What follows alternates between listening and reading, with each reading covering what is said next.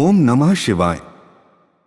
कर्पूर गौरम करुणावतारम संसार सारम भुजगेंद्रहारम सदा बसंतम हृदयारविंदे भवम भवानी सहितम नमामि।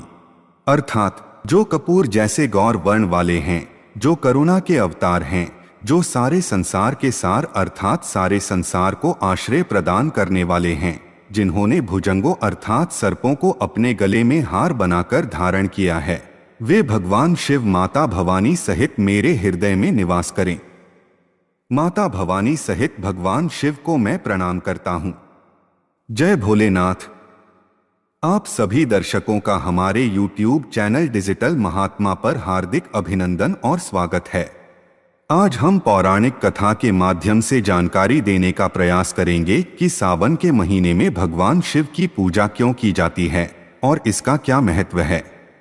इस संदर्भ में पहला प्रसंग शिव महापुराण से आता है, जिसका वर्णन हम अपने पिछले भाग में कर चुके हैं कि देवताओं और राक्षसों के द्वारा समुद्र मंथन किया जाता है, जिसमें कालकूट विष निकलता है और भगवान शिव उस विष को अपने कंठ में धारण कर लेते हैं और विषपान करने के कारण भगवान शिव का ताप अत्यधिक बढ़ जाता है।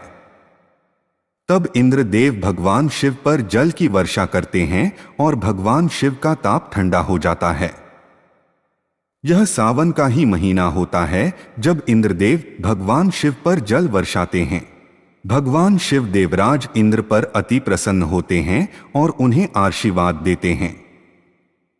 फिर भगवान शिव देवराज इंद्र से कहते हैं कि तुमने इस सावन के महीने में मुझ पर जल वर्षा कर मुझे शीतलता प्रदान की है, सो आज से यह पावन महीना मेरे लिए अति प्रिय हो गया है। अतः जो भी भक्त इस पावन महीने में मुझे जल अर्पित करेगा उस पर मेरी अतिविशेष कृपा रहेगी। सो तभी से सावन के महीने में भगवान शिव की विशेष पूजा की जाती है। वैसे तो ज्येष्ठ और आषाढ़ के महीने में भयंकर तपिश के कारण पृथ्वी का ताप बढ़ जाता है और सभी प्रकार के जीव जंतु गर्मी बढ़ने के कारण परेशान हो जाते हैं। फिर सावन के महीने में भगवान इंद्र वर्षा करते हैं, जिससे कि धरती पर रहने वाले सभी प्रकार के प्राणियों और जीव जंतुओं को बहुत शांति मिलती है और वे प्रसन्न हो जाते हैं और भगवान इंद्र की जय जयकार करते हैं। कहते हैं कि सावन के महीने में भगवान शिव माता पार्वती के साथ विचरण करने के लिए पृथ्वी पर आते हैं और इसी समय भक्तों को भी उनकी पूजा करने का अवसर मिल जाता है। इस संदर्भ में दूसरा प्रसंग भी शिव महापुराण से ही आता है कि जब माता सती के पिता प्रजापति दक्ष ने अपनी राजधानी कनखल में एक विराट यज्ञ का आयोजन किया, लेकिन उन्होंने अपने जमाता शिव और पुत्री सती को यज्ञ में शामिल होने के लिए निमंत्रण नहीं दिया। लेकिन फिर भी माता सती भगवान शिव से अपने पिता प्रजापति दक्ष के यज्ञ में शामिल होने की जिद करती हैं और शिवजी के काफी समझाने के बाद भी सती अपने पिता के उस यज्ञ में बिना बुलाए ही चली जाती हैं। जब सती यज्ञस्थल में पहुंची तो दक्ष प्रजापति ने शिवजी की घोर निंदा की और अपमान भरे शब्द कहे। इस पर माता सती को अत्यंत दुख हुआ और उन्होंने हर जन्म में भगवान शिव को अपने पति रूप में पाने की इच्छा रखते हुए अपने आप को यज्ञ कुंड में समर्पित कर दिया और अपने प्राण त्याग दिए। इसके बाद शिवगण यज्ञ को तहस नहस कर देते हैं और भगवान शिव को प्रजापति दक्ष पर अत्यंत क्रोध आता है और वे त्रिशूल से उसका धड़ अलग कर देते हैं। उसके बाद काफी कुछ घटना घटित होती है, जिसका वर्णन हम आने वाले समय में करेंगे।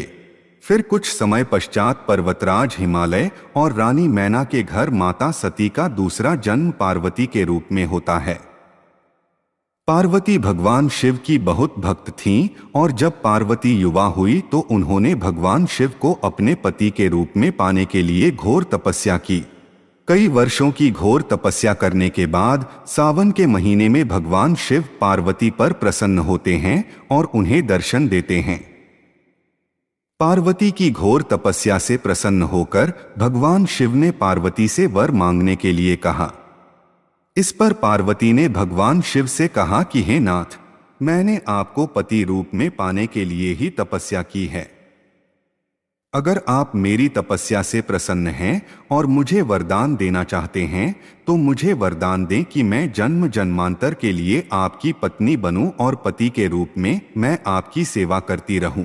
इस पर भगवान शिव पार्वती के वर मांगने पर अति प्रसन्न होते हैं और पार्वती को मनवांछित वरदान देते हैं और अपनी पत्नी के रूप में स्वीकार करते हैं।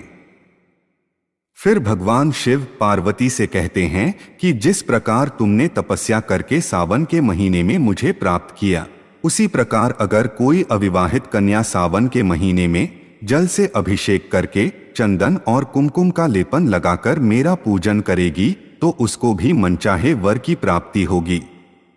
तभी से अविवाहित युवतियां सावन के महीने में उपवास रखकर शिवलिंग पर दूध और जल चढ़ाकर चंदन और कुमकुम का लेप लगाकर भगवान शिव की पूजा करती हैं, जिससे भगवान शिव अति प्रसन्न होते हैं और उन्हें मनचाहा वर देकर उनकी मनोकामना पूरी करते हैं।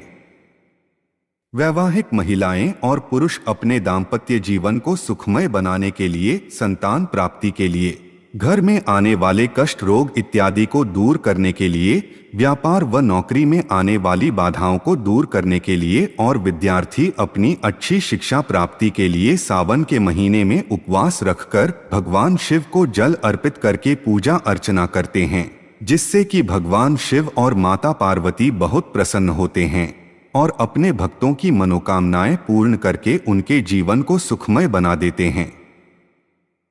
तो यह थी सावन के पावन महीने में भगवान शिव और माता पार्वती की विशेष पूजा के संबंध में एक छोटी सी जानकारी। हम आशा करते हैं कि आपको यह जानकारी अच्छी लगी होगी। अगर अच्छी लगी हो तो हमारी वीडियो को लाइक करें और हमारे चैनल को सब्सक्राइब करने का कष्ट करें। एक बार फिर से आपका बहुत बहुत धन्यवाद। जय हिंद, जय भारत।